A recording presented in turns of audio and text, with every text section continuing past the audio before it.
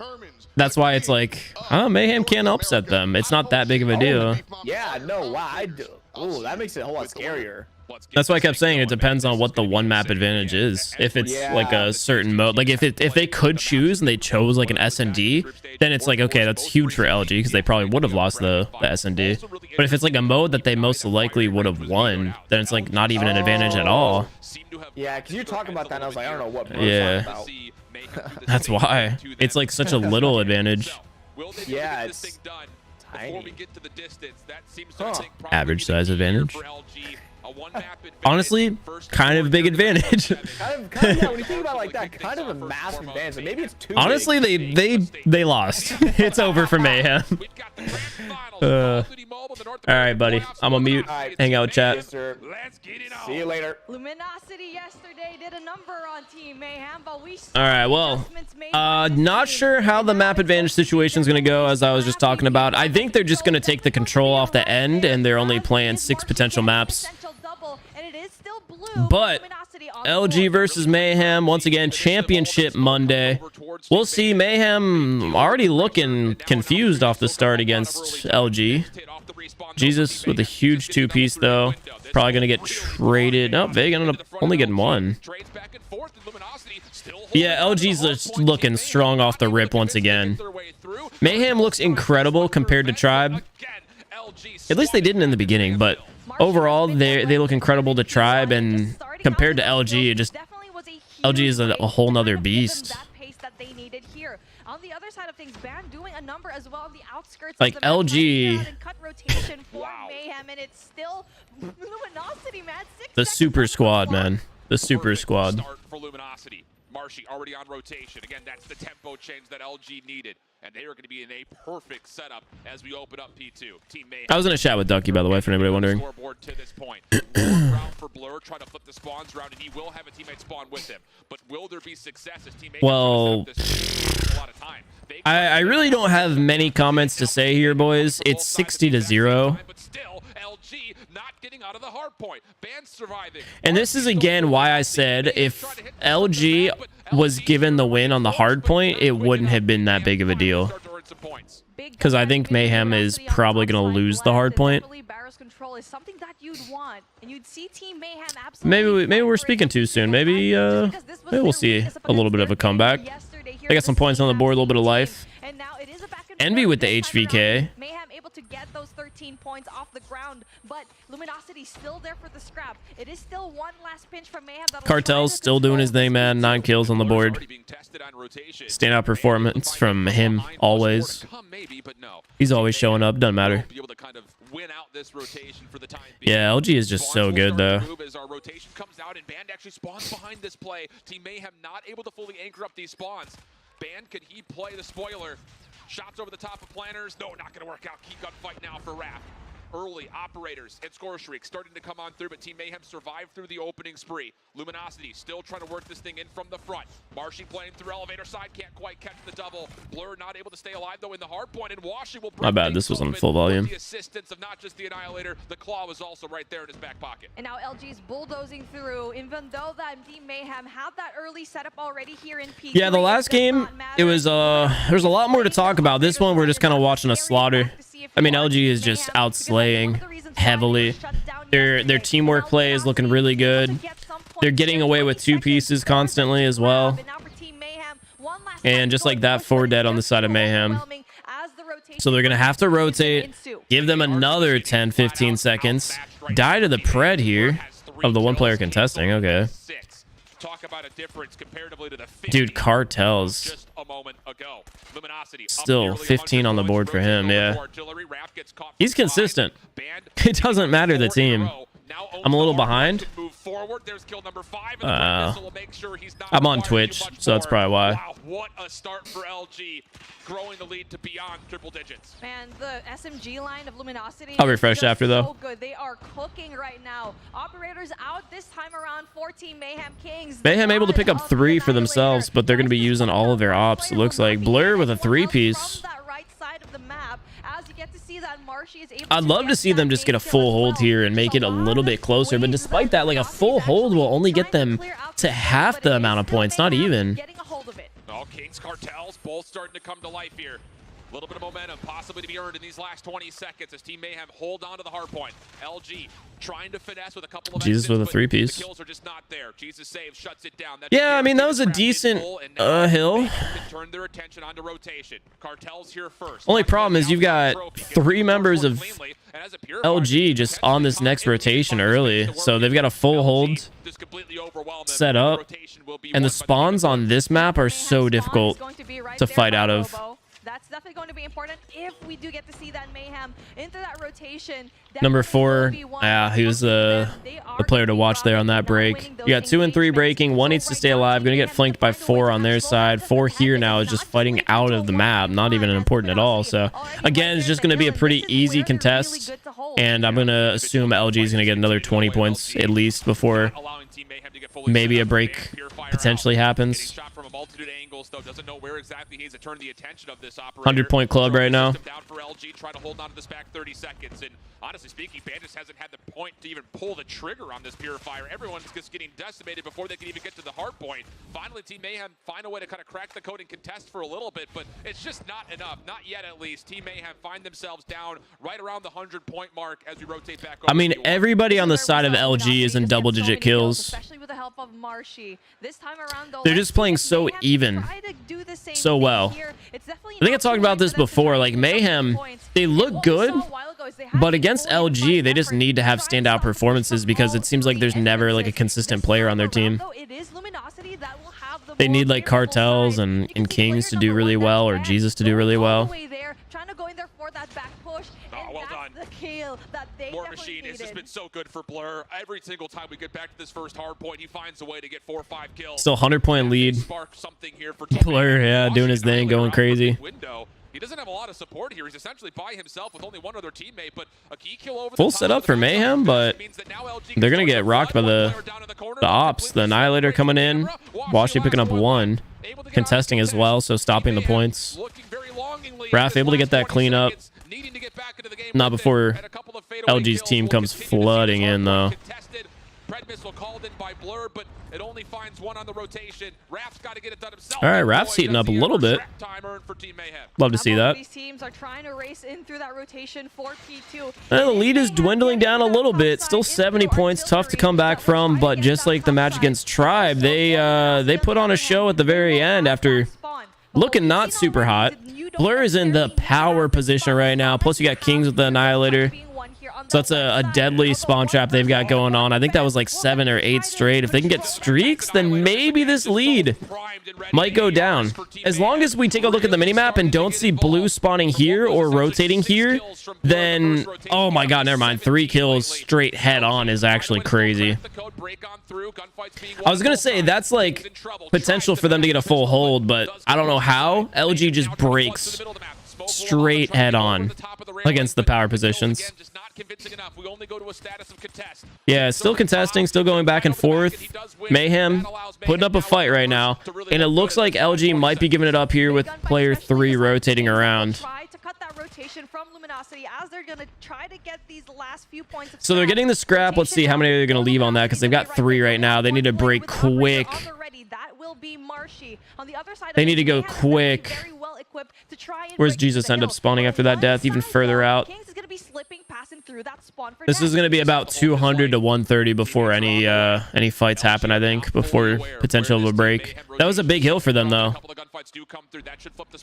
Unfortunately, they just spawned so far out for this objective. A lot of kills going in the side of Mayhem. Raph with 2 at least. Maybe a 3rd here against Marshy. No, Marshy stops with the War Machine. Marshy gets traded by Cartels. 3 in the favor of Mayhem. Blur going crazy. Jesus with the claw, immediately getting headshot by Washi there. I mean, they brought this back. That's impressive. They just need to keep the momentum going. They do have streaks with Blur, so Blur's gonna have to pull out the Pred here, hopefully pick up 2. Let's see if it's coming through. Blur ended up picking up Vague there. They're still soaking up more time. As they're slowly closing in the gap right now. So yeah, I mean, both teams brought out their operators and played it well, but this is definitely a good case for Team Mayhem, especially for that rotation. That's what we needed to see to make this match closer. One player, but that one player had that Purifier. Ban does get shut down. Team Mayhem over the course of the weekend playing this map. have not necessarily at any point dominated this fourth hill, but they have been really good at They've played this map a lot. A couple of moments of punishment into their opponents. Can they do it? Cartel's 2-piece before getting shot down by Envy's 3-piece. Traded as well. King's traded by Marshy. I think Trophy just stopped the pred there. 3 for Mayhem. But LG is still soaking up time. This is probably one of the most chaotic hardpoints that I've ever seen in this playoffs. And now taking a look at what we have though here in P4, Luminosity. Yeah, if they didn't start off so bad on P1, it'd be a tie game right now.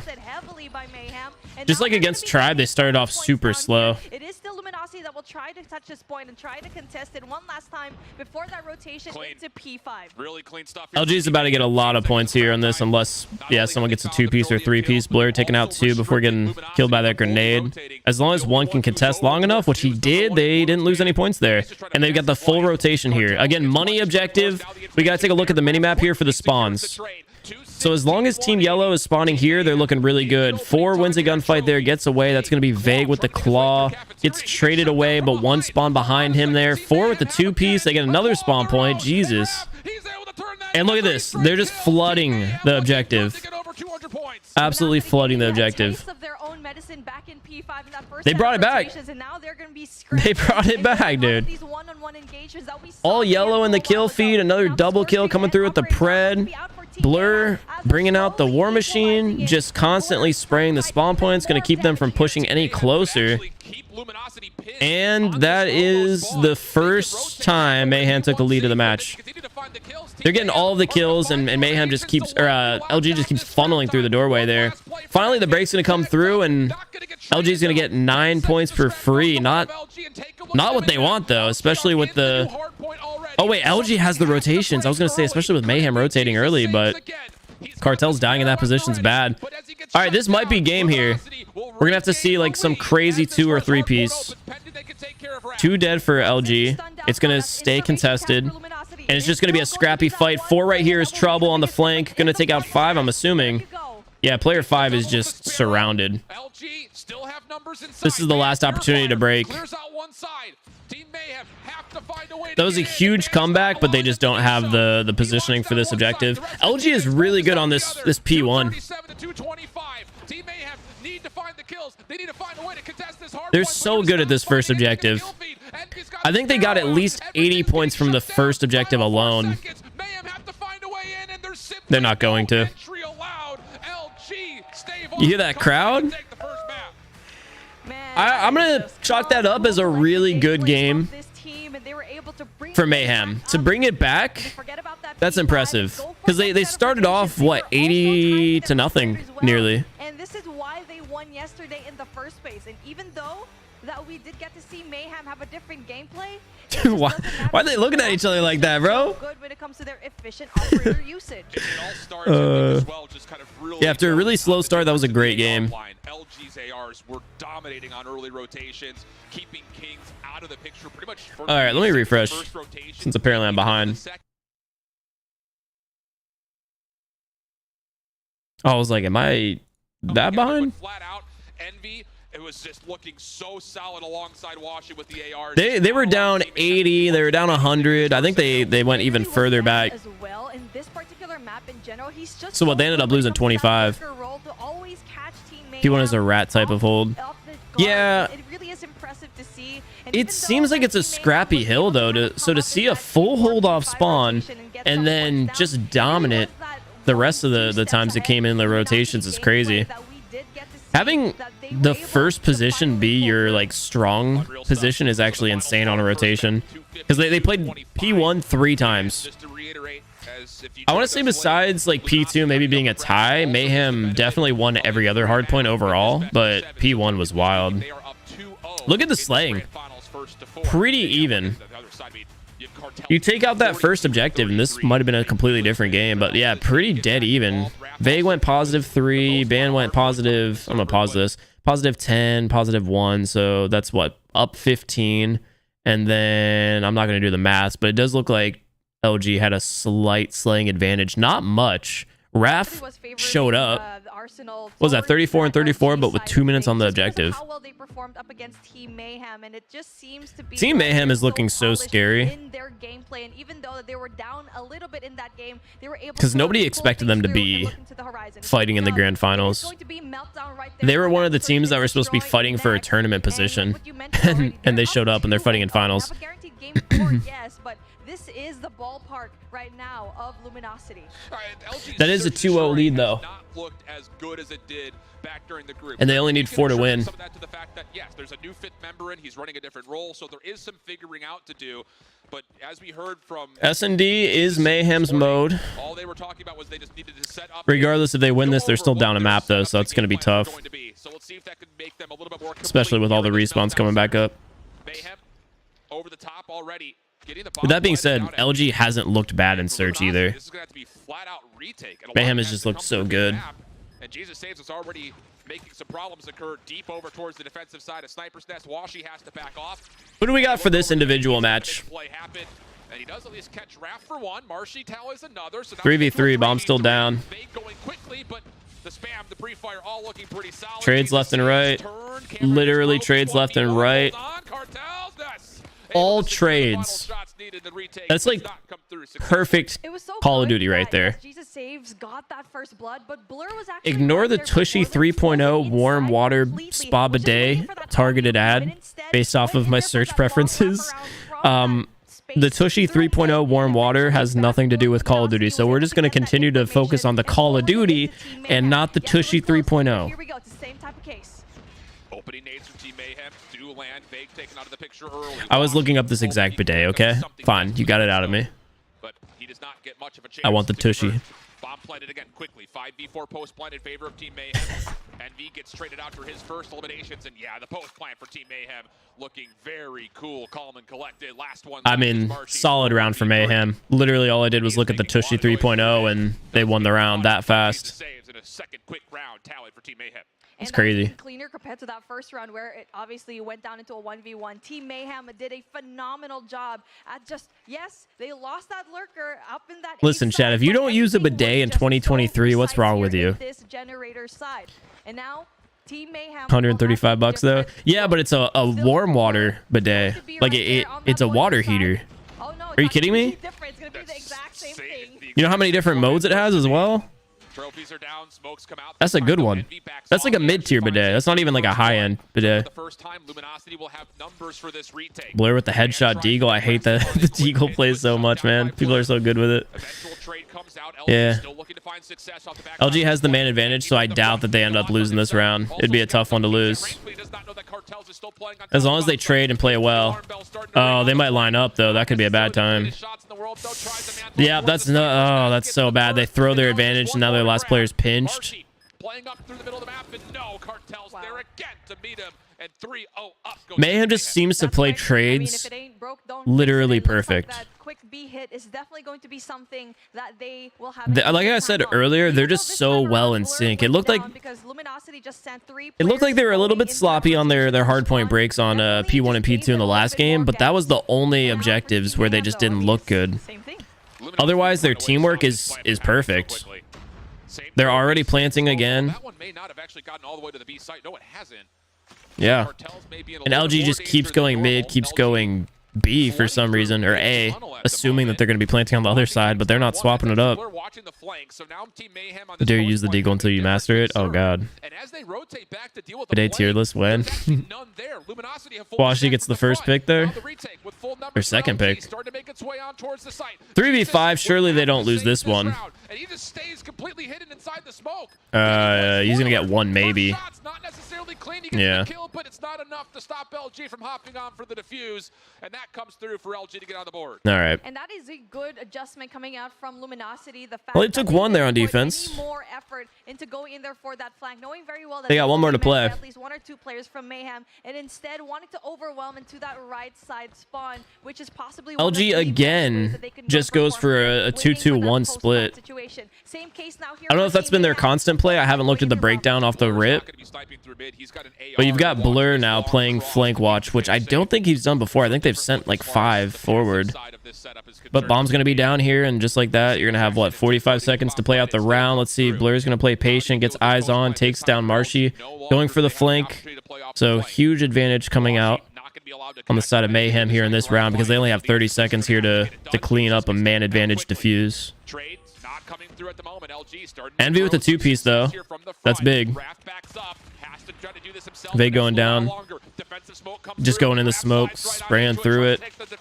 They know he's on the site. 2v1, they know he's on the site.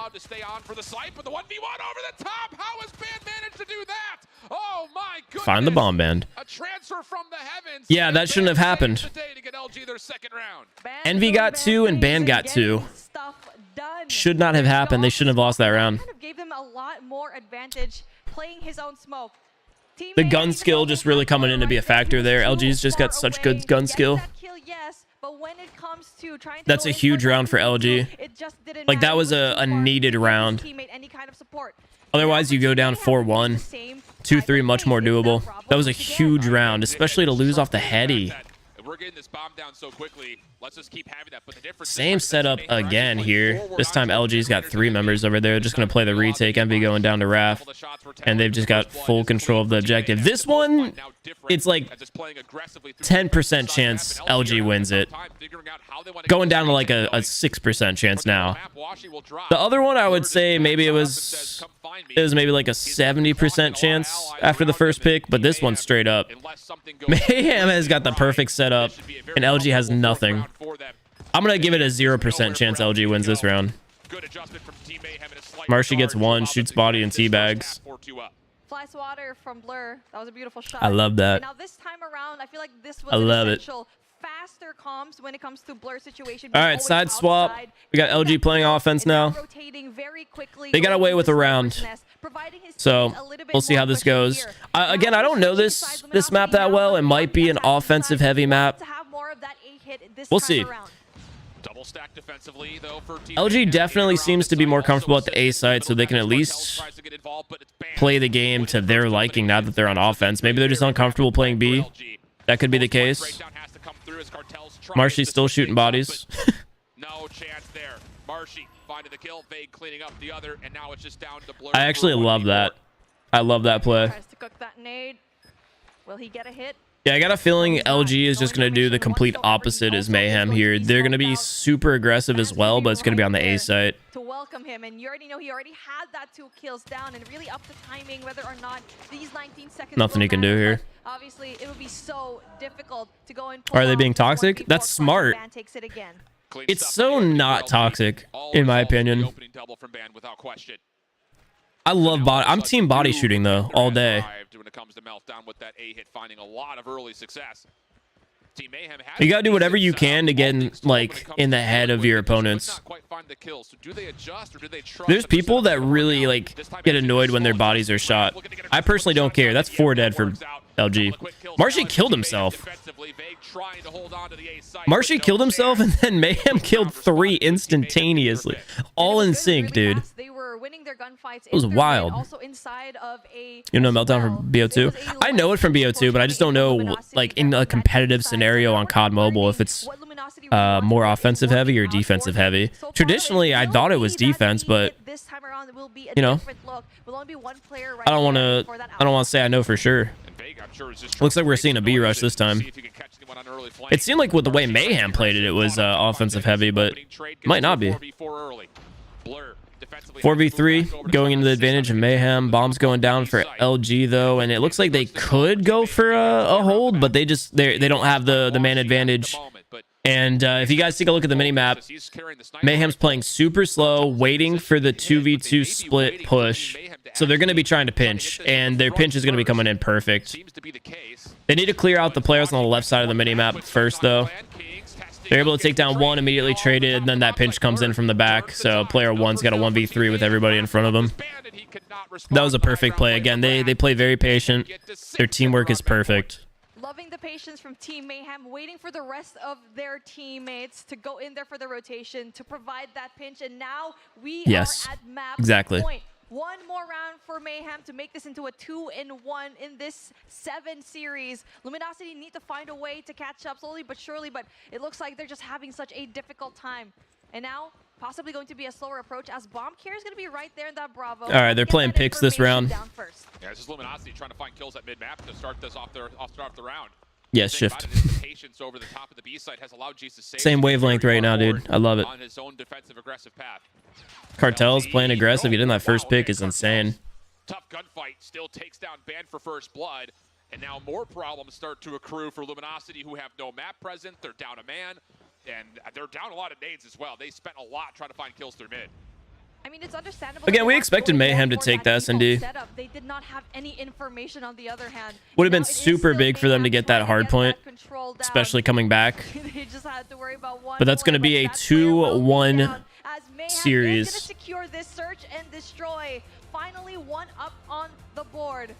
But there's still a long way to go. But they play this search and destroy so well. I think they bounced back from that hard point instantly there with that.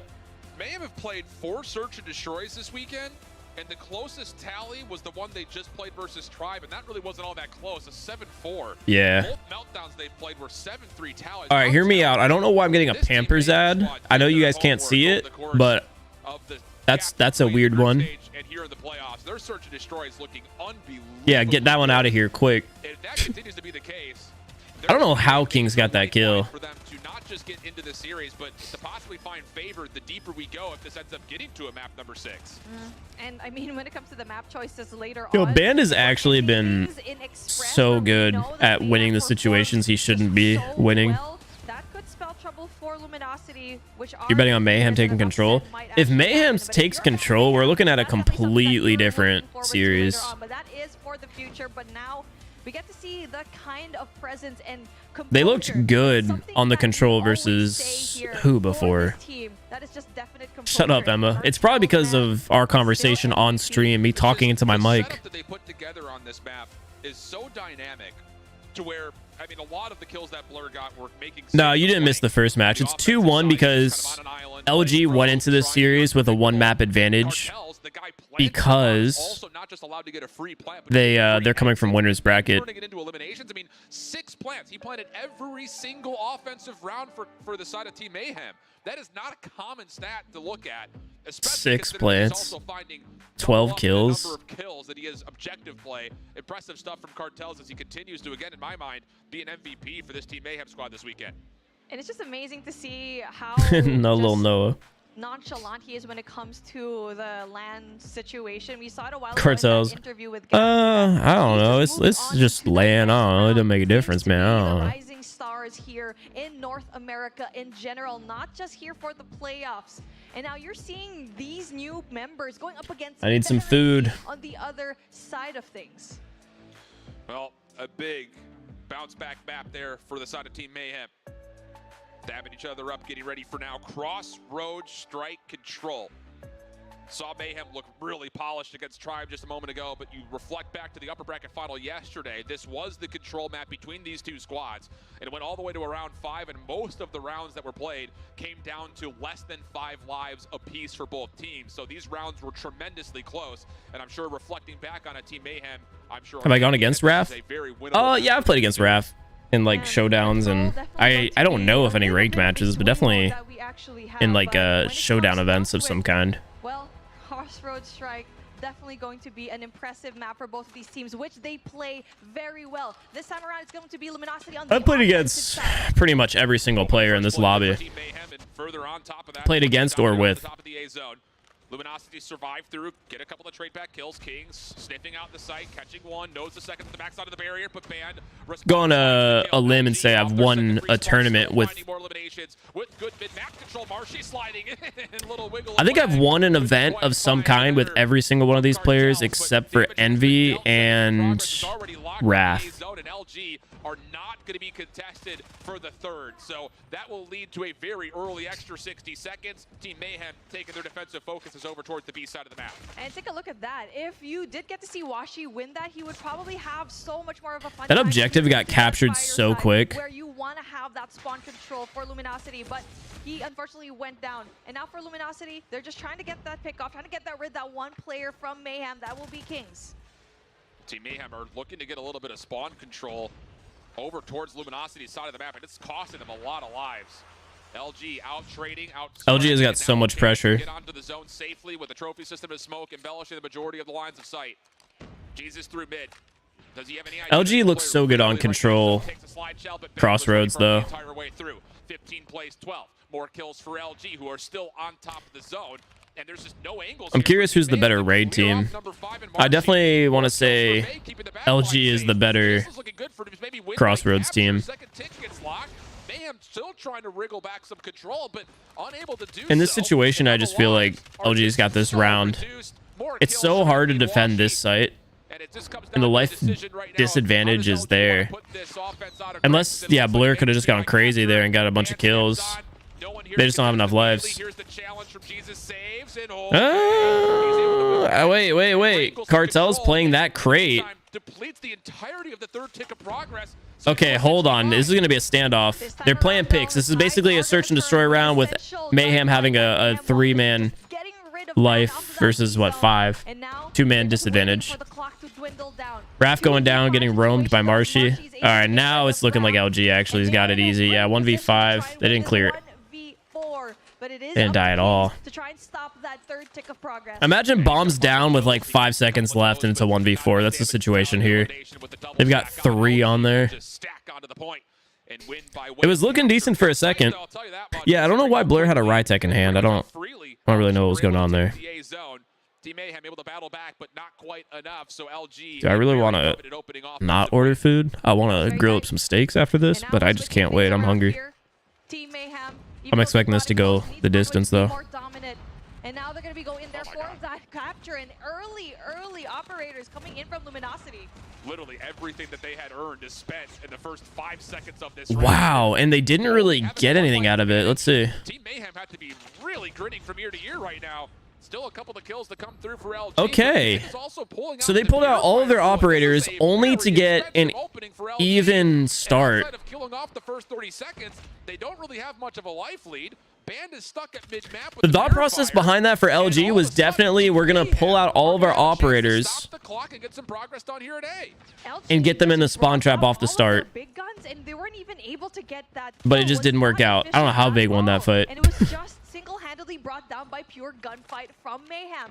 And now as we're seeing that for Team Mayhem, they're going to be slowing things down. All right, they're finally starting to bring out their ops. They've got 4 operators on the side of Mayhem. It's the time to bring it out, gain map control, and then win the round. They might try to save it, though. Cartel's in a great situation, able to pick up 1. Just going to keep pre-firing. Blur getting the spawn trap kills. Yeah. They're going to get A, and that's going to add a minute to the clock as well. 2 life advantage for Team Mayhem. And all they've spent is a war machine and a purifier. Now Raph pulls out. They're really trying to win this round without wasting all of their operators. 3 kills from LG, 4 kills from LG is just going to stop all of that, though. And they just got full map control. I'd say they're going to have to probably waste another op or 2. Knowing very well that there were operators inside of that fire. But then now it is going to be Mayhem trying to be pushed back. They do have a lot of time to play. I think the winner of this round is going to be determined by the next couple of kills. Whoever gets a team wipe here. Keep an eye on Kings. If he can get an annihilator in towards the defensive spawn. Wow. Getting away with 1 is insane there. It's 11-11 life advantage here. Life count. Oh, Jersey Mike's is so good. Jesus is so good with that crossbow. It's still a tied life count. Annihilator still in the back. Actually, no, Cartel's used it. Pardon me. So he doesn't get much value for it. Or, excuse me again. Kings is the one operating the Annihilator. Hasn't used it yet. 6v6.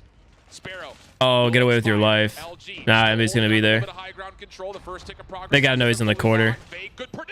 Oh my god, that kill. 5v5, 5v4, 5v3. This is the same exact situation as last round. They're so dead even. And he may not even need it. LG are stuck on the wrong side of the map, and it's just down. Who's roaming around, Vig? Could maybe catch one by surprise. Vega able to get some shots, but he's gonna find the Annihilator here in his face in a second. You'd think for this trade to come Yo, through, Vig does this, bro. Nah. No, can't quite get off the catwalk. Was that the same exact kill count? 3 left at the end for the team that won? Was going into different courts at a certain point, and now for Team Mayhem, they found a way, especially with their operators, to try and play with it very Original smartly. mics. Able to equalize, Is that troll? take a breath, Hold on. and now let's see what will happen as that fight for catwalk definitely gonna be won by Chipotle's fire kills. I don't appreciate that disrespect. Blur just got 2 kills with the riot tech off the rip. Does he swap after this? Does he just play it for 1 life, or does he play it the whole round? He got 3 kills in total. He's feeling it right now, but like, we'll see. Oh, they've got spawn trap potential here. Allows Kings to get up top over towards. Don't line up for the double. Can't quite find a way to spam down the second, and with that band, all of a sudden has gained entry for Luminosity. Well, they're going for B off the start. Blur is nasty with the snipe. Hold on. Annihilator coming out from Washi. Bop. Bop. It looks like B is probably gonna get capped here. 20 plays, 19 second tick of progress at B looks likely. Washi's in such a ratty spoiler spot here. He can connect with the War Machine, but Marshy just damn. Goes prone and gets out of there. Full waste of a War Machine. That's going to put LG in a huge advantage. I think they might just be playing their lives right now, trying not to die to the operators, waiting it out, giving them B for free. Getting ready to set up for A.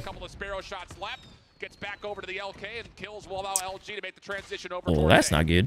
And now player number 3 in the side of Mayhem, Jesus Saves, will try to be that playmaker later on when the rotation even life count happens for Luminosity into that A capture. It will still be that one. Even life count, crazy map breakdown. That will be Vague, that will try to get that tank room control, but will be shut down. And there's so many Cartel's huge 2-piece to clear out the spawn trap players as well.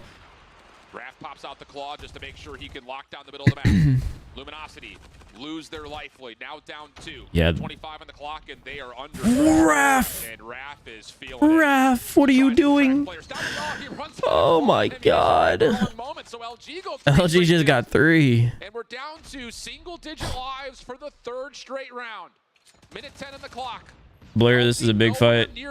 Arshy's got a crazy advantage. Hops up, still gets the kill. Wow. That should not have happened. LG starting to get back some control through mid. LG has great map control. Mayhem has defense, but I think map control is more valuable. You got Band in the background with the Purifier. Yeah, he just killed it that round. Cartels with a double kill himself. Gets traded by Marshy. Now they got pressure on the objective, and Mayhem's going to have to try to stop that. But Band is like the wild card right now. Band needs to die for Mayhem to have a shot. Trying to pinch this up, but LG, they get the second tick of that's the last kill. 1v4. 1v4 caught outside the front of the tank, and he will not be able to tally anymore. How is only offense 1, dude? Everything is just so close between these two teams. I don't like the way Mayhem played their life advantage. They had them in the spawn trap, and LG played it slow, the play picks, and Mayhem fell right into their positions. They got way too aggressive, and I think it just costed them the round. Gunfights being won right now for Mayhem in through catwalk. Jesus only getting 2 with the Sparrow, though. It gets pretty much instantly traded out. Something I dislike about the spectator client for COD Mobile is that when they swap sides, they change team colors. I wish this was like mainline COD, where the spectator allowed you to pick a team color and it just like permanently stay there. Like give LG like white name tags and then Mayhem dark blue name tags, and just keep it that way no matter what side they play on. But that being said, that random rant that I just talked about, yeah, Mayhem's got a 10 life advantage. Bro, how are they showing up on their offense like that? This is probably one of the more different. I don't know who's going to end up getting defense on the final round. Credit to Cartels just applying a lot of pressure here in through fire, and also player number 5, that's I think Mayhem might get it. I don't remember how they won their round, their first one. I know LG got one full round of objective. Vegas is roaming.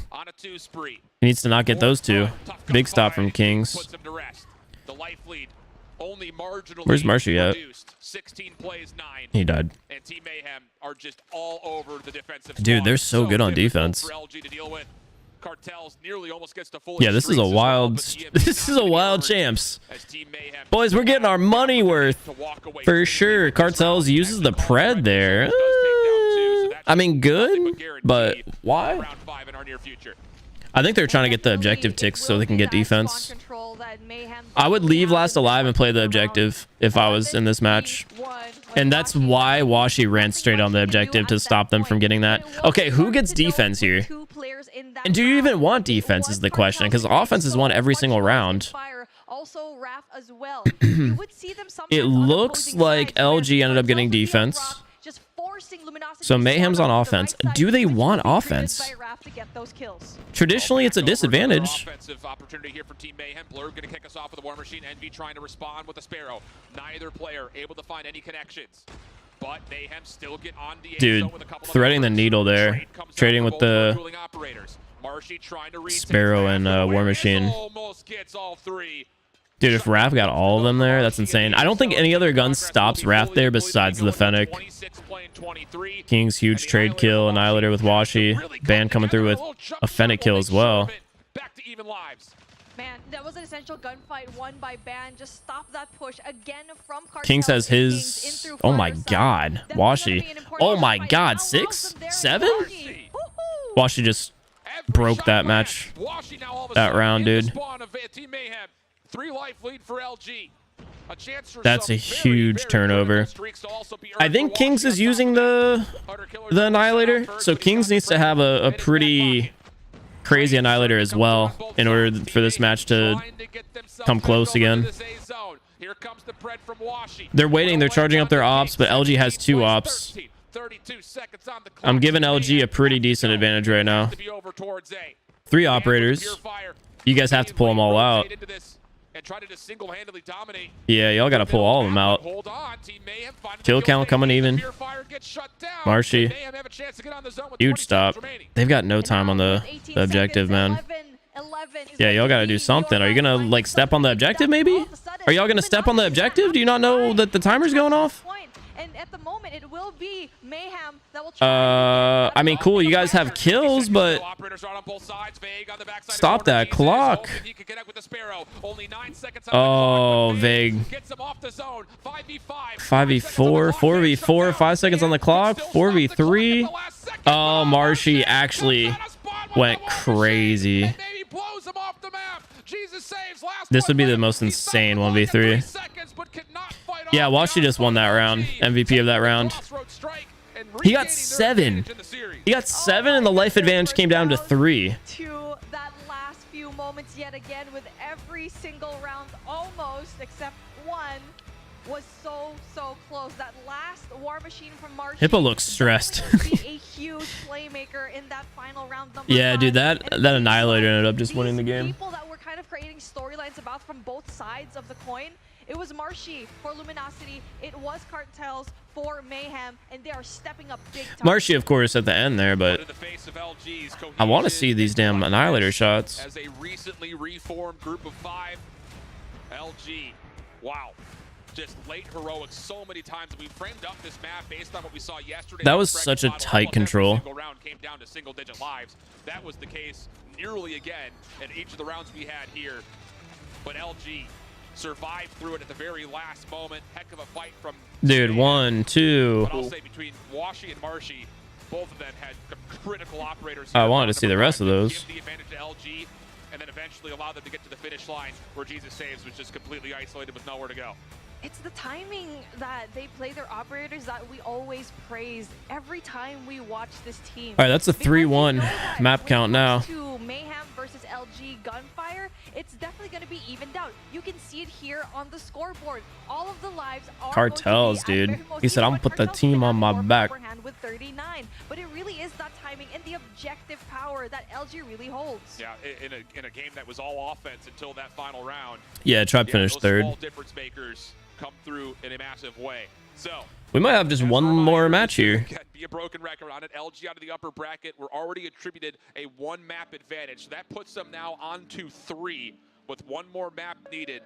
Mayhem are looking down what need to be 3 straight as we head to a Hacienda hardpoint. It would have to then be a raid control and an express search and destroy.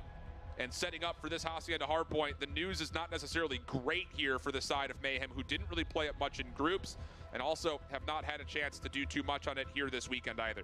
I mean, I guess it's in the same side of Luminosity where they initially had a difficult time when it comes to bigger maps, just because their AR line a while ago, especially Tribe, kind of showing that weakness in LG. It might be a question mark. I wonder if Monster is going to be a sponsor for Stage 5 as well. This time around, which usually spots that SMG, will definitely be a really big deal when it comes All right, here we to, go. I guess, Hacienda hardpoint. Hardpoint has looked solid for LG. If you are Mayhem, you need to find a way to be quick here, because in this big Yeah, Mayhem's gonna have to outpace them, outslay them, which has just been tough. They can keep up in the slaying for sure, and that's the start that you want to see if you're Mayhem. Can they get it done here in There's the team wipe. for Team Mayhem. Clear out the top hallways. But yeah, winning this against the monstrous LG team is going to be difficult. Hardpoint's only been open for 19 seconds, and Team Mayhem have 16 of them. Yeah, and you can see that Luminosity is actually going to be spawning. How did LG get 1 point? They just beat them to the objective. That office control as well, but they are losing majority of the gunfights, even going inside. I mean, did fire get lit from Mayhem's ass or something? Like, they're showing up. They're showing up right now. This is like the start of Arsenal. Yeah, LG are just in a little bit of tatters at the moment. Trying to play Not as bad though, because now you got 3 LG players in the courtyard. Obviously, P2 is going to be a tough one to fight for, and whoever's won there is going to get bad timing.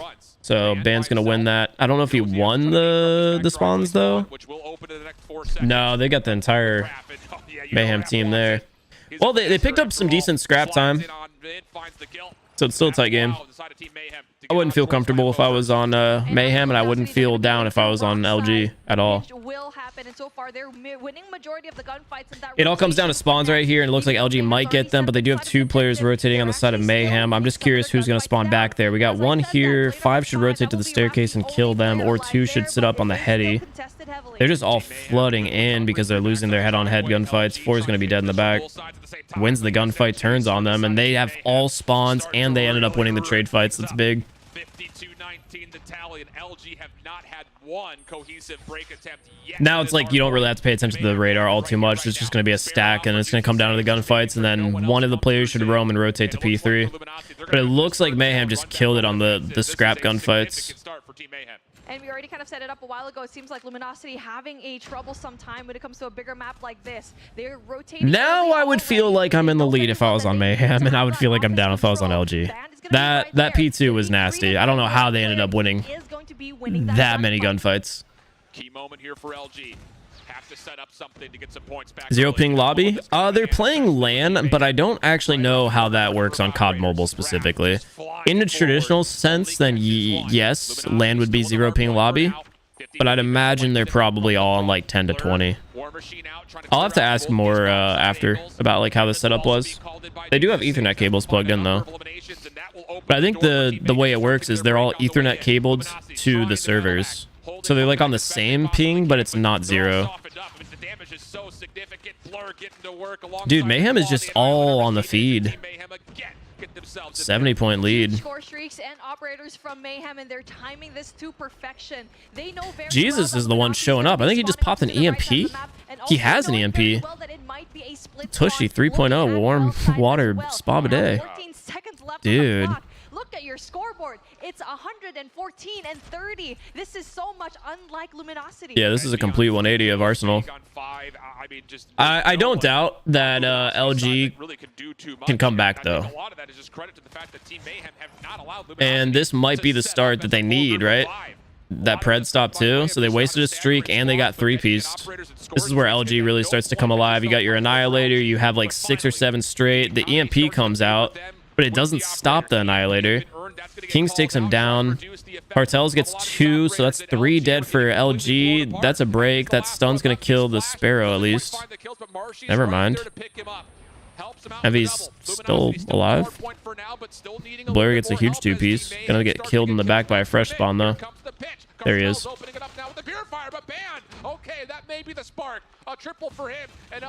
Dude, I don't know. There's so many like multi-kills coming through on both ends. Vague with the big 3-piece. That's going to get him another 20 seconds most likely. Because I'd imagine Mayhem's just going to rotate, give it up, and set up for this first objective. It looks like that's what they're doing, funneling in. Vague just went big. Vague looks a lot like Jesus in the kill feed thing. Or what is this? Camera. But no, overwhelmed. Little double chow from the outside of open halls. Hey, what up, Ricochet? We exit the first rotation of hills with still a 70-point gap in favor of Team Mayhem, but LG I didn't know that, Miklo. tools to hopefully bring this back within grips. Still got double their points. I wouldn't feel comfortable with the 60-point lead though. I wouldn't feel comfortable playing this unless I had like a 150 to 200-point lead. Then I'd be like, all right, boys, we got this. They do have a great hold, and LG is just spawning so far out down low. Whoever's playing one here, spoiler, Band just came up big. That was the only player that could stop their break. He just saved them like 15-ish points. Because now you just have a scrap battle. Everyone's contesting on both ends. The smoke's obviously coming in to be a big factor. Still just contested on both ends. Finally, LG's getting some points. It's not going to be enough because now, yeah, Mayhem is set up on P2, exactly what Shift is saying. So again, this is where the big holds matters. 2 should rotate back. 4 should also go back there. Maybe just go for these fights. But definitely someone should be hanging out here. Let's see who's going to anchor. Maybe it's the fresh spawn 1. It looks like instead of playing anchors, they just have, unless 1 is their designated anchor. Who is that, Kings? Yeah, he's playing AR. So it looked like they keep wrapping their SMGs to the spawns until another SMG spawns up. Mayhem's playing really well. The break finally coming through, so the collapse of the spawn is going to happen here. Spawn's finally won from LG, but it might be a little bit too late. That's a nasty 4 kills straight. Brother. Yeah. They've got to rotate. With 20 seconds?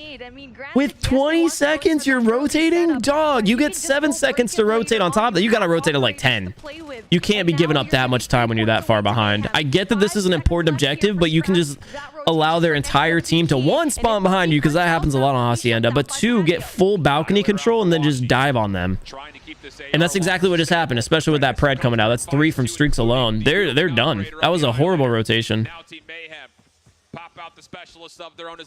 They rotated for 20 seconds of scrap and then lost it. It was an all or nothing play. I get it, because you're so far behind, you have to do something, but that was just, I don't think you can do that. You just have to go in and see if you can win the gunfights for scrap and then end up winning the rotation afterwards. But so far, LG's doing a phenomenal job here, still trying to hold That's tragic. that lifeline that they got. Early rotation, okay, maybe they weren't able to win that, but when it comes to the gunfights, they're still able to win it.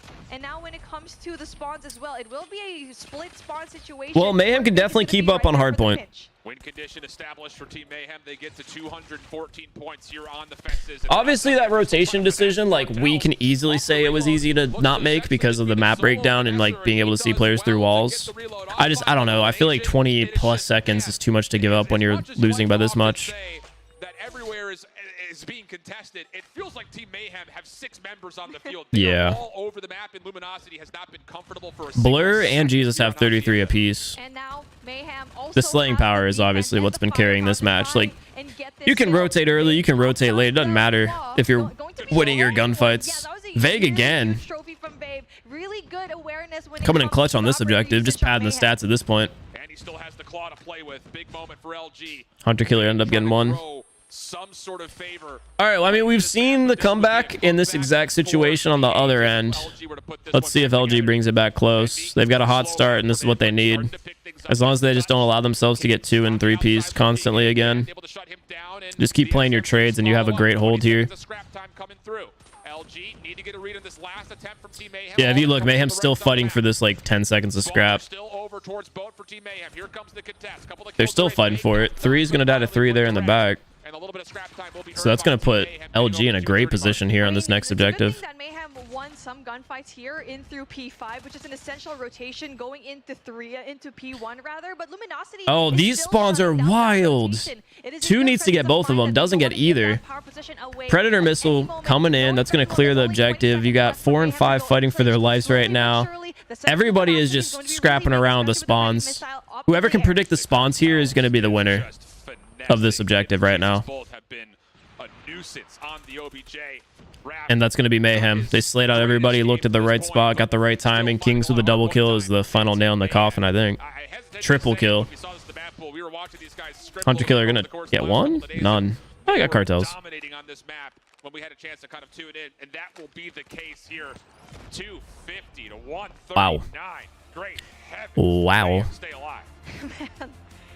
They did everything right. I mean, when it comes to the operator usage, let's go Mayhem. It was so prime. It was so different when we saw Arsenal a while ago. And yes, granted, it was very much back and forth. Not this time around. Mayhem definitely played this so he unmutes to say tough. To LG. And there were so many instances where LG could have had the upper hand, but they were just shut down so much by Mayhem. They're still down a map. It really is the stopping point of Mayhem to try and stop the pinch from Luminosity, especially in that P2, was really huge plays. My food gets here in 15 minutes at most, or soonest. Fans of Call of Duty for the Black Ops 4 era when this was the CDL map, Mayhem were doing everything right. You don't ever want to allow your opponents to concentrate a break.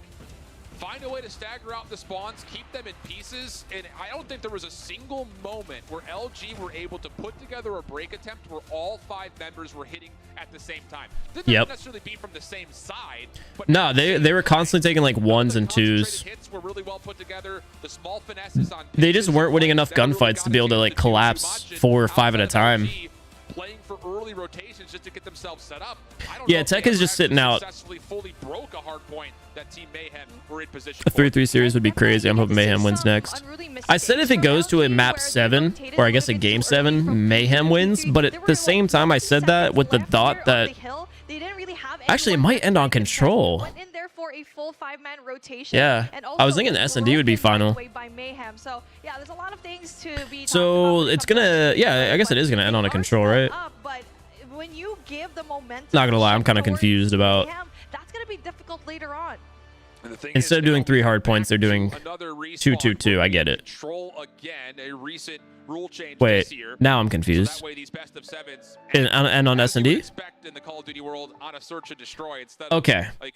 That's what I was thinking. So I said if it went to a game 7 that I think Mayhem wins. It sucks that they don't get the chance to play S&D in between to like kind of give them that guaranteed final game because they are so dominant at S&D. But with that being said, I think LG might be really good at Crossroads control, and they're probably going to play Raid here. I think Mayhem looked really strong on Raid, and they've got very strong long-range players. Especially now with LG not having tech, I think if this is Raid control, it might be looking really good for Mayhem to force a game 7. Where they were more reactionary than the person that is actually going in there. Should be 2-2, but dumb winners bracket. I actually I disagree with like the winners bracket advantage being 1 map. Not because I think it's like they shouldn't have an advantage. I think it's because it's not nearly enough of an advantage. I think instead of giving a best of 7 with a 1 map advantage, the winner should have to lose 2 series to lose. That's how it's worked in like traditional like brackets in a double elim tournament. Because basically what's going to happen is if LG ends up losing this single round, they had only lost 1 round in the entire event.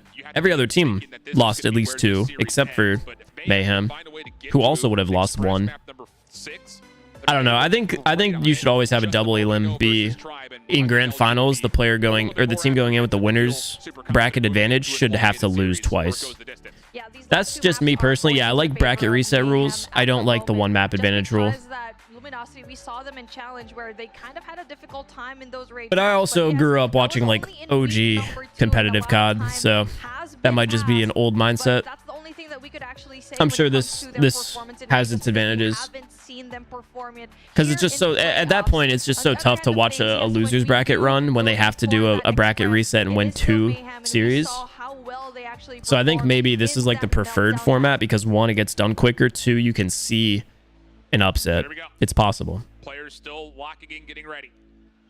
And this would be one heck of a story. Toshi 3.0. Just if Team Mayhem were to find a way to win this, but to do it by I guess. Give him a thumbs up. Would be unbelievable. But on the other side, it's that guy on your screen, Marshy, who gets the late call. It's nice to see that they're still interviews, but also on Twitter, it's just like, still here. I don't know why I'm playing. And Hippo and the rest of the LG, you know what I mean? Like the LG squad, unlike the Tribe squad, just not down. They're still moving around, talking. They got life. I like to see that. Not playing, but it would be quite a moniker for success for Marshy to get a late sub call and then find a way to take this LG team to the top of North America. Yeah, I mean, there's a reason why that he's there in the first place. There's something that his team members and also coach just see something in him. And we've already seen it, especially in those respawns where he actually steps it up. He doesn't necessarily have to be that star player, but in a team, you're a team for a reason. Everyone needs to fit in. But this is where we kind of see, and we've already talked about this already. Would you watch Scumpy back in the day? When they're playing S&D. I mean, I liked Opic growing up. That could actually play in a I watch. I still like whenever I'm working on longer videos for the Completionist channel, I watch like the Optic Audio Network. B-side or A-side. So it really is a question mark as to maybe they could actually do both things. So yeah, both teams are showing up. Both teams are still alive. Well, looks like the fist bumps and handshakes. I wouldn't say like. Obviously, the momentum is in the favor of Mayhem right now. Like they're feeling good, but I don't think like another team right now has morals that are like down. I mentioned Chipotle. Now you want some? I'm so disappointed. I haven't ordered Chipotle since they got rid of the El Pastor chicken. I've been eating Moe's, and that's why I ordered today.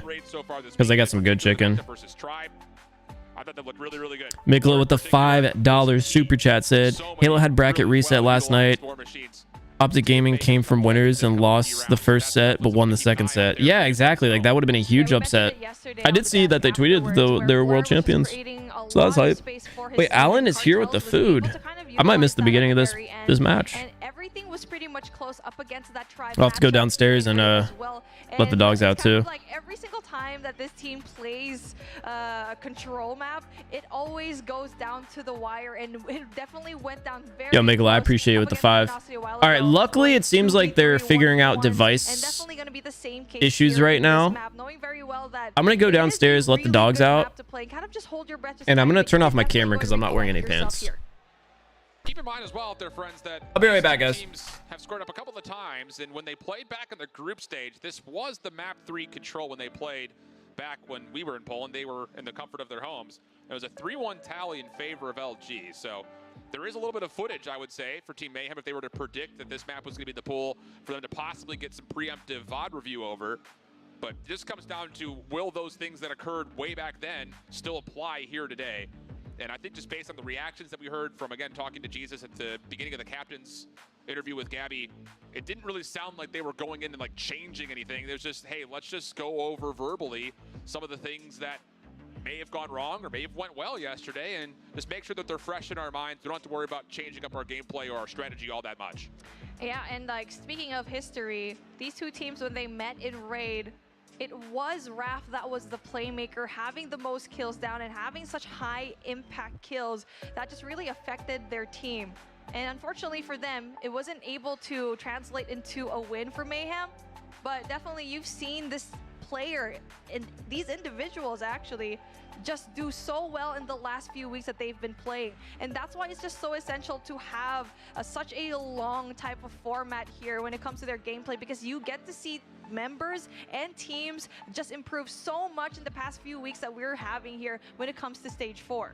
Well, we still got a little bit of time. It looks like Band may be trying to figure some last things out. I kind of want to take the conversation a little bit away from this particular matchup and just talk about how North America has shown itself and their top competitors here this weekend, what that may mean eventually when we get to Atlanta in December for Worlds.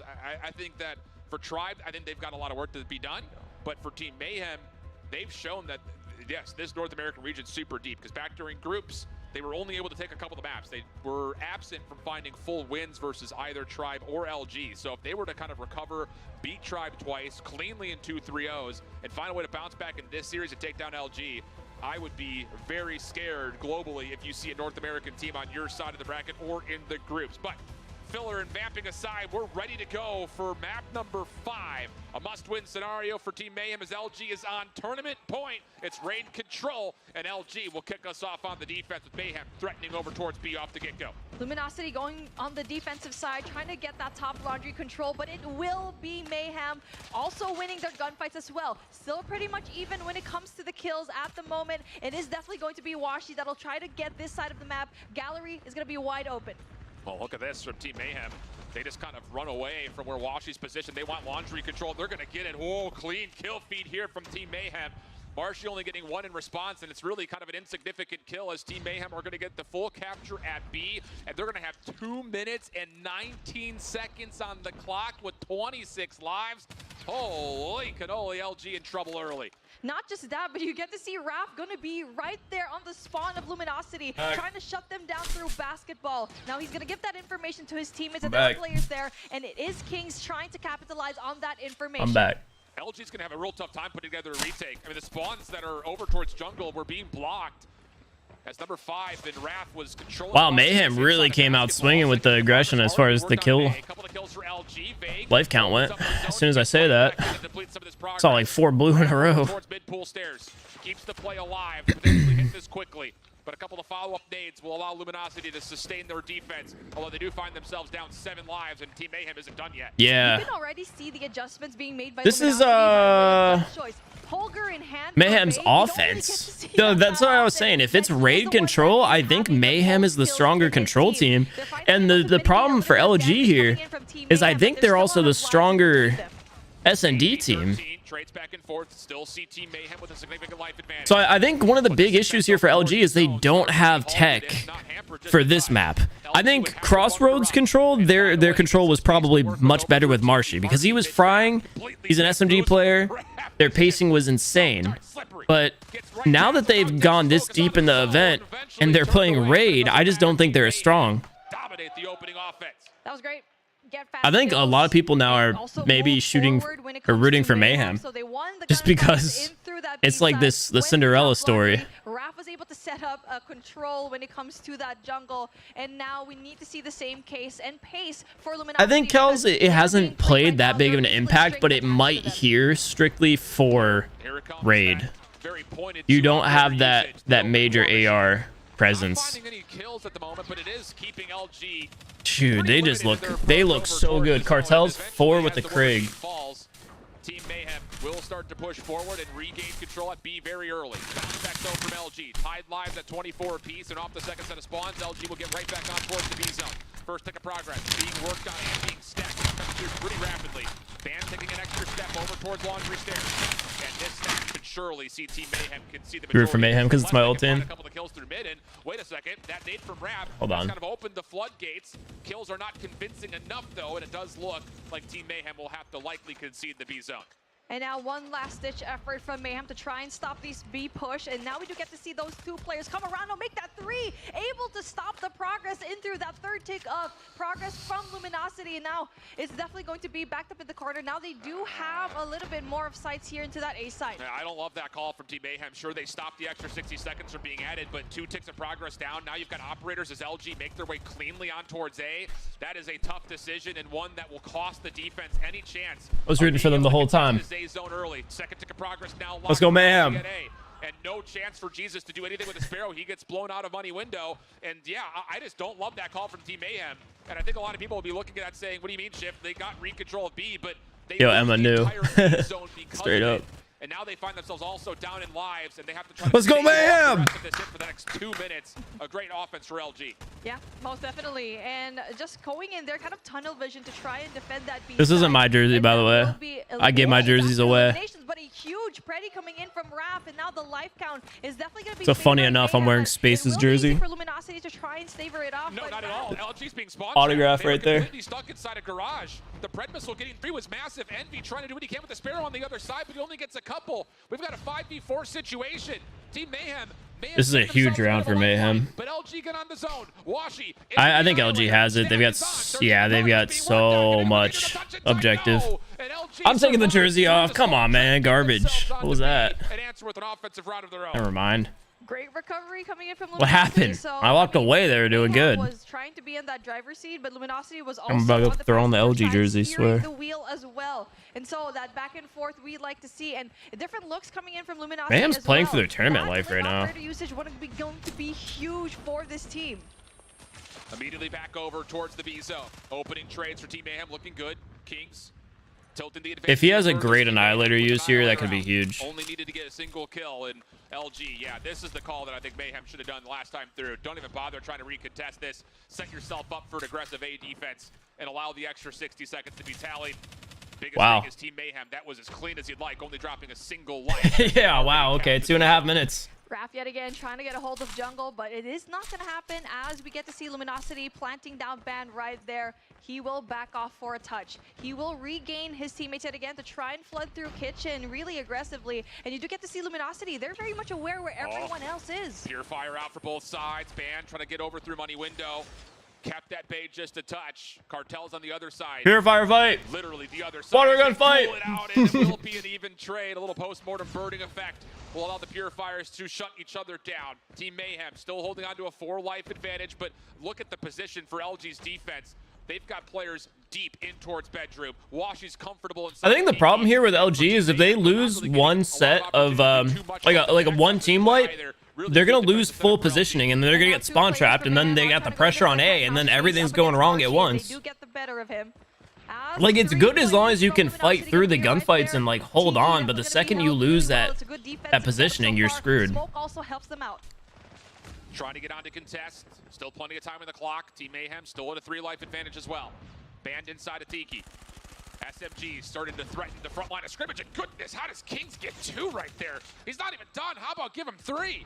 That'll lead to now Team Mayhem a chance to flood on forward. They also have pressure inside of Kitchen. See, if you have tech on your team there, that's when you stop them. For Team Mayhem to jump on the zone and force LG's defense to have to step out from behind basketball. But all right, they're setting up positions here. You've got one from behind. They've got 3 in the middle.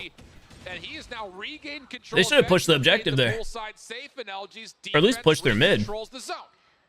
Goodness, they just need to survive like 2 more gunfights and then LG takes it. Out Team Mayhem when it comes to those power positions. Bedroom controlled by Marshy. You also have Kitchen controlled by Washi. Definitely going to be impressive for them. It is going to be blurred, and Cartel's trying to get and flush out the players from Luminosity. One last player here in Tiki.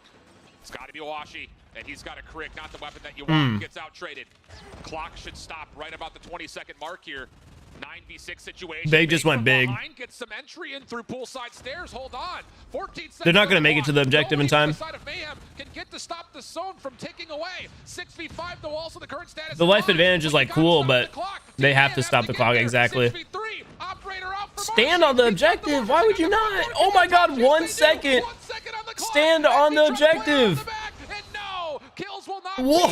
It had 0 seconds. It wasn't about to. It had 0 seconds, dude. What the heck? Right before the clock expires. Counter after counter, we see both of these teams do, and Mayhem got oh my God. The best of them in that round. It was so close, down to the 0 second. Stream froze for a second. You do get to see that Luminosity is having a different look, wanting to have a slower approach. Literally 0 seconds. In through mid. I kept waiting to see if the round was going to end there. But they will have some players that'll try to. It looked like they were in slow-mo for a second. Just getting to work with the Annihilator. That's insane. So they took an offense. Mayhem stuck underneath the rim at basketball. Mayhem just needs to win a defense, which they haven't looked good on yet. Caught out by Band playing through kitchen side. Great opening offense here from Luminosity. Kill still coming through. Jesus saves, takes himself out of the picture, only finding a single kill with the Sparrow. And LG looking good to get a second tick of progress here at A. And they're actually splitting their focus. It's not actually a full enforcement of this A zone. A chance maybe for Team Mayhem. Yeah, now Mayhem's looking a little better. Get back control of the A zone, and in the meantime, they also have a very far forward member over towards B. So defensively, Washington just picked up 3. A bit of a response, but it's not convincing enough. LG right back on. Dude, I don't know how LG is so good at offense. Raph was thinking about that spawn trap, but he's very much aware that there's one player from Luminosity right there. He's trying to go. Look at this again. They're putting pressure on both sides. I think they win this with like 2 minutes to spare. Both sides are going to be right there for Bravo as Alpha's finally going to be captured by Luminosity. Something that we've already seen here before. Now they're going to be spreading out. They're going to be slowly trying to capture this side of jungle. Band player number 4 as well. They do have all the players on there, and they didn't get that second tick. I have to say for Team Mayhem, they are very fortunate that Envy didn't get the solo capture of that tick of progress at B. It gives this defense a chance, a slim chance considering the life count, but a chance nonetheless. Raph, what can you do? I don't know. You can fight back from this life count. Well, does not have the reach to connect the left-right combo. So with that, now a significant advantage for LG in the life count. Still 1:28 on the clock, and it looks like LG should be able to cruise their way into a round 4 win and get us to a 5th round, pending that Mayhem don't do something unbelievable here in the late stages of this 4th round. All right, on the bright side for Mayhem, they have 3 operators. And so far, they are winning a lot of their gunfights, and Mayhem is just having such a difficult time. 15v3. I want to assume they're saving their ops. Very good for Luminosity here in this attacking round. Meanwhile, only Band holds his. Locked down, and there's really nothing much you can do as it is finally going to be captured. And here we go again, as we've been seeing here in the past. Kings has been the one person who has been going crazy with his ops. Wait, now Vague and Marshy just spawn in with them. What? They just literally activated in between the round. They will have Kings on the Annihilator, Blur on a War Machine, and Cartels with the Purifier as they hit into their offense. And yep, they're going to call out 2 of the 3 immediately. Kings not quite able to connect with too much at the moment. War Machine on the opposite side for Marshy. Kings, they needed you to go big with that. Not fully enough, as Team Mayhem will come out on top of the eliminations and have a chance to stop the clock getting progress done. Cartels might get 2. Cartels trying to go in there with a Purifier. Yep, you got him. Stop any kind of progress. Luminosity is trying to take. Every step will be denied, and that will allow them to go in there for that kitchen control, but it will just be one player in the form of Kings that will try to stop the force. No team advantage. I would give this to LG right now, though. They have too many ops. He wants to try to retake. This is a bold call, and it gets completely shut down. Blur's late War Machine gets the couple of kills needed. The extra 60 seconds is added, and LG are now missing out on a couple of key operators. No Claw. Band gets himself on for at least a couple of streaks with the Purifier, but he's not going to be able to use this to retake. So LG have to put Punish into the life count right now with this spawn trap. LG looks so good, though, at defending A. I think this one's over. I'm not going to lie. But they are going to try to be careful, and that is probably the biggest way for Luminosity to try and Washi has his Annihilator. I think it's done. The Annihilator, knowing very well that there are going to be a lot of players right there and through bedroom. I'd like to be wrong. I think it's done, though. Fired a single shot yet. Envy does get one up top. Lives huge for LG. Can feel the North American Championship coming close. Vague off the pinch, able to find one up high. Hal takes his attention down to the low ground. Team Mayhem struggling to get out of spawn. Big shutdown comes through though for Cartels. Washi a bit isolated over towards poolside. 8 lives is tough. How about it? Envy's gonna pop off the Sparrow. LG trying to get it done right here in round number 5. 16 plays. I hate this jersey. I'm taking it off. Can they find a way to clean this one up and be our North American champions? Team Mayhem still staying alive. Band stunned backside. You need to get this isolated kill if you're Team Mayhem. They're trying to track him down, but Band just slips away. 15v6. Yeah, they have too many lives. A lot of time on the clock as well. Have to find some way to crack the code with no lives remaining. Mayhem, Luminosity, gonna slow. Well, I wanted to see the Cinderella story, but knowing very well that they have the life, I think this is it, boys. They're not gonna give anything away here. Team Mayhem, they have only 6 lives left. 30 seconds on the clock to play with. They need to find a way to go in now, and it is Kings with that opener to try and go in there for that alpha side. Vague from the side, able to take down one. Also places down the trophy system as Jesus saves. Can't quite get connections with the Sparrow. Final 15 seconds. LG still reaping apart, finding the kills. The undefeated God Squad, as we labeled them at the beginning of this, looks to be the champion here in North America if they can find these final 2 kills. Last chance saloon here for Team Mayhem. They're going to find a couple eliminations, but it will not matter. Luminosity GG's. will be your North American champion. LG. Things up on the rate control. Mayhem, you tried. You fought valiantly. Let's go. But it now is Luminosity's game. Poggers. It is their time, their era. Mario, is that you? The first time that they've ever been crowned. See. And it must taste so sweet. Dude, if they would have gone to S&D, that'd have Like been a new era of Call of raps. Duty Mobile is upon I'm us. shocked that Seems the really controls great. went the way they did. Feels It was really weird. great. Yeah. Like, it's so strange to see that many offense wins, and then it just comes down to the final round, and both times. Defense. Yeah. Yeah. Crazy. How did you clutch Is that up? it, though? They That are is it. so solid and still undefeated here Sick. in the Snapdragon Pro Series Stage 4 for North America. What an unreal showing. Pepe. Funny jersey. And even though there were I'm looking at the shoe gang. to do just this, Huh? Oh. I don't know. I don't all think the anyone had their big prize goal money The shoe at game, time yeah. Yeah, would going to not be a shoes. part of the win condition for this squad. Should I go get a milkshake? But boy, Yes. did they ever earn Why it. not? Okay.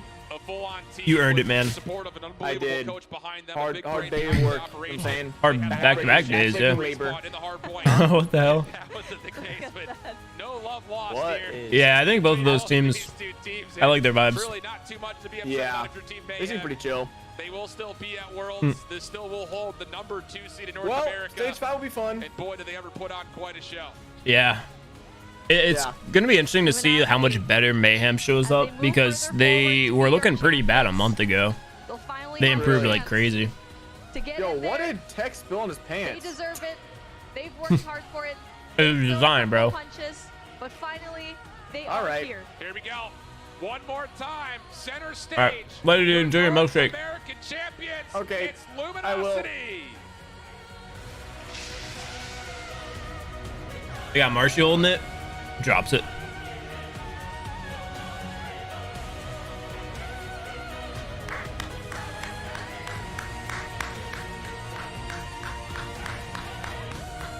What is this?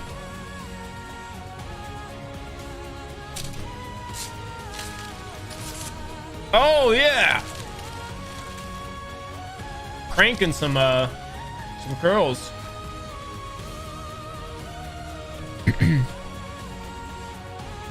Tech ruined his pants. I didn't even notice. Design choice, bro. What a performance from Luminosity on the stage. They just walked away with it. today. To be our North American champions, I'm telling you, anyone that picks that up, please don't drop it on your foot or anywhere. We need you nice and safe before you perform at the World Championship later on.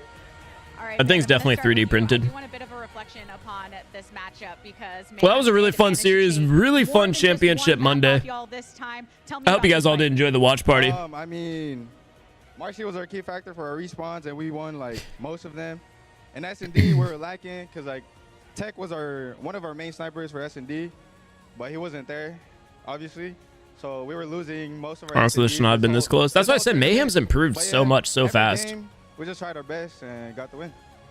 Yeah, that win came through. And Tech, I'll come to you in a little bit. We got to speak earlier, so I'm going to let your voice take a break. We also spoke earlier, but I got to check back in with you as well. I mean, coming into just this season. Thank you. I appreciate you guys. Next Arena Breakout stream Thursday.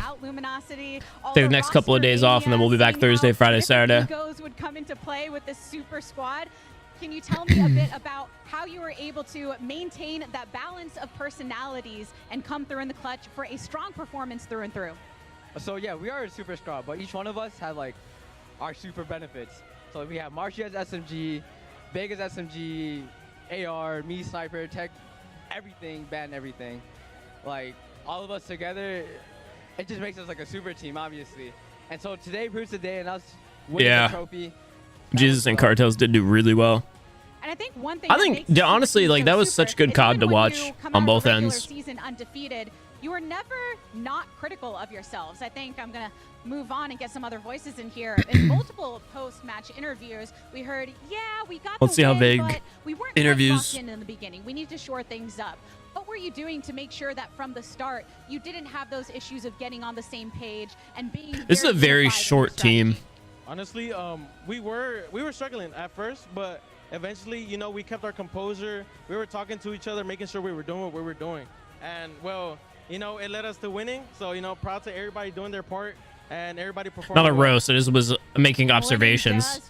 Because Marshy and Vague are like But some of y'all 5'6", have felt the joy of winning before. and they're like Yeah, I know. not the shortest on the You can speak team. on behalf of those that hold multiple rings on this stage, because in fact we did hear from you at the end of week 4. All right, You spoke vague about how you wanted a interview fresh start, time. and it was really a great place for you to come onto Luminosity. Obviously, some teammates staying the same, others joining the fold. What was that like? Finding a Someone new say the home fold? and making sure that you could keep it at the forefront to perform.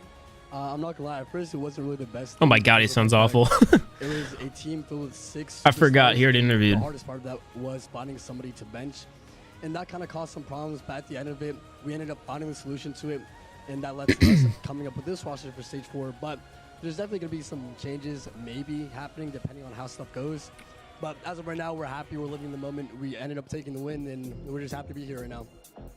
Those changes That's and a that way better adaptability interview, is buddy. Very important to keep in mind to perform in every single match and going forward, because it wasn't just So a East- championship. Also, seeding East is was the a thing, best. right? When it comes to the World Championship, being able to finish first. Do you have any thoughts on the importance of that to be able to perform to go in with a higher seeding?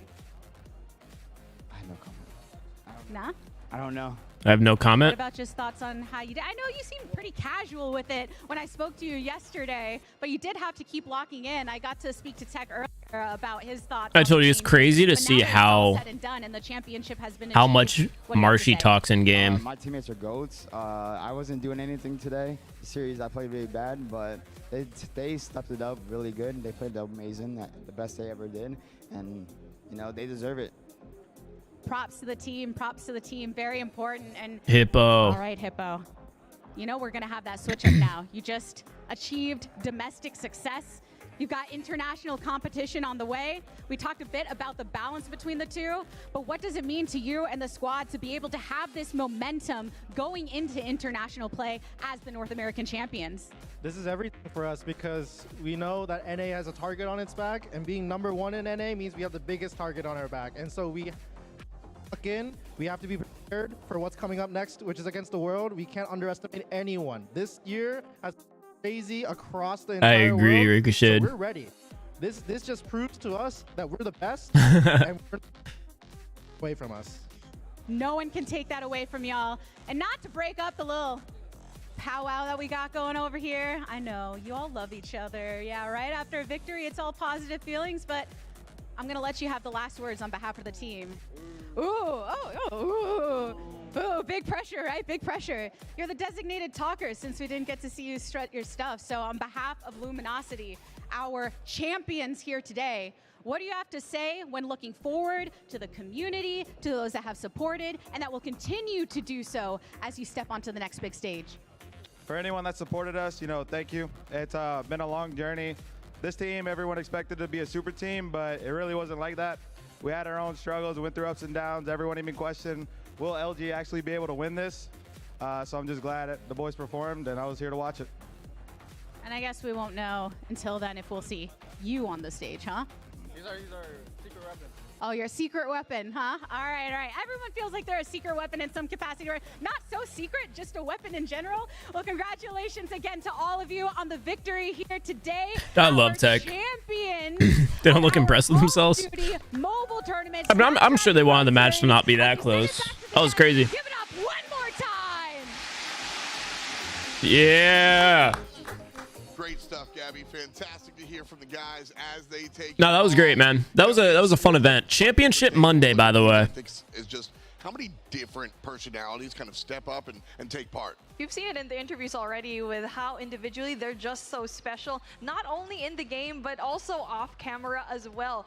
They are a family, and that's the most important part here. The fact that they also respect each other is definitely one thing that needs to be talked about. Yeah, I mean, 100% the case. I still think the end-all be-all was when this roster was put together and LG made the move after being in COD Mobile for their first year and then having the benefit of putting together what should be classified as a super team. Anything short of winning would have been a disappointment, I think, generally speaking. So the fact that they were able to bounce back, put themselves in a good spot, come up clutch throughout a number of moments throughout that grand finals, all sparks really good things, I think, for them looking forward to Worlds. Here's the thing, you know, I am fortunate to have one of the best seats in the house. Y'all are up here casting. I get to stand there and like listen to the guys on comms and everything, and I guess it's easy to kind of keep morale high. But The official licensed mystery boxes. I'm about to have Vague buy me one of these. And they came out and they were like, listen, we have better gun skill, but they're better on object. Let's just do what they do. Like figure they were cool. They felt it, and I like to hear that morale stay up.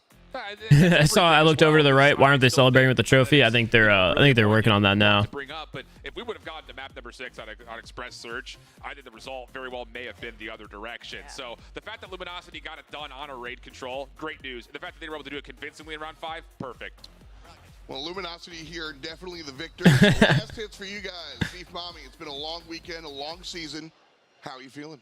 Feels really good. It's nice to see it's a Clash of Clans tournament. I don't know. Just really go through undefeated in their run here, and also I have no idea. How close everything is in this region. You saw Tribe underperform, but you also see Mayhem just absolutely. Yeah, that was a fun event to watch. I'm really excited for Stage 5. We'll see. There is a definite. It seems like the competition just every year continues to get tighter and tighter, which makes sense, right? You've got these players all turning 18 who have been playing the game for years now, that are like finally able to compete.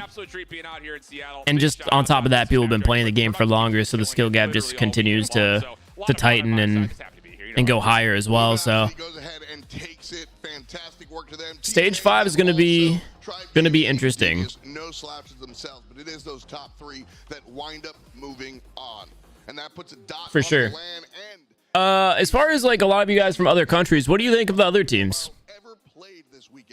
Do you think NA is going to end up going crazy again with Stage 5, or?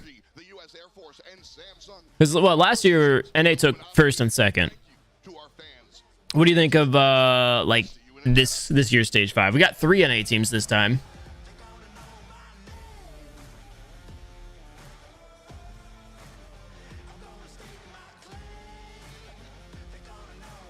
Whose build you making a video on? Definitely gotta take spaces for the UL. That's a very unique one.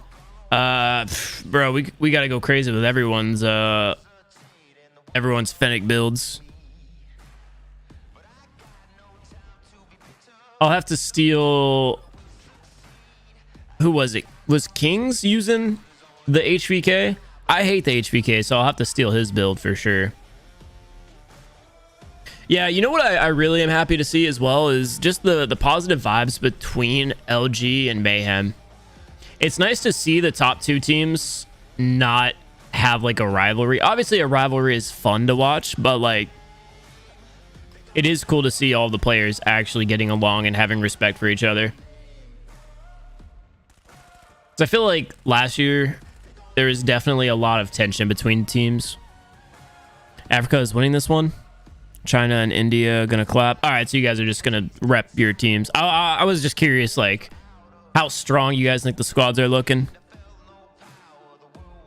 There's no reward for watching the game. No, not on this stream, but during Stage 5, there will be rewards. Let me see. They might have. I think Stage 5 there are rewards. I don't know if there are.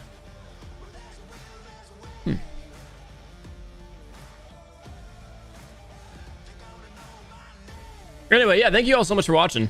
That is going to do it here for my stream today. I'll be back on my PC channel most likely because it's only 5 p.m. now, so Madagascar is going to take it all. Every country's going to take it all. Yeah, so I guess we'll never know until it's time. Really like how strong the teams are. I'm excited to see my man Lucas back on land. I'm assuming he made it. Garena has low kings. Omega is pretty subpar lately. So what's the strongest Garena team right now? Low kings, you think?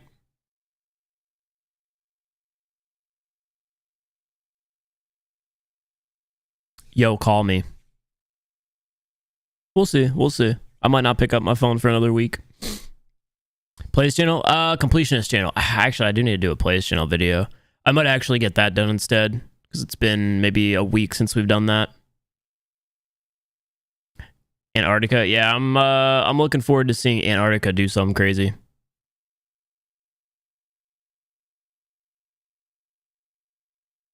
WPM low kings, yeah. All right, that'll be interesting. We'll have to keep an eye out on that. All right, guys, thank you all so much for watching the watch party. Championship Monday once again. Good time, good vibes. Only 2 series, but that ended up going for 3 hours. Shout out to LG and Mayhem for bringing that one the distance for us, showing us some good Call of Duty. And yeah, like I said, excited for Stage 5.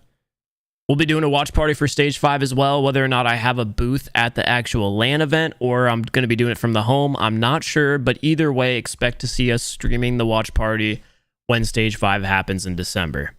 Thank you guys all so much for watching, and I will see you all later.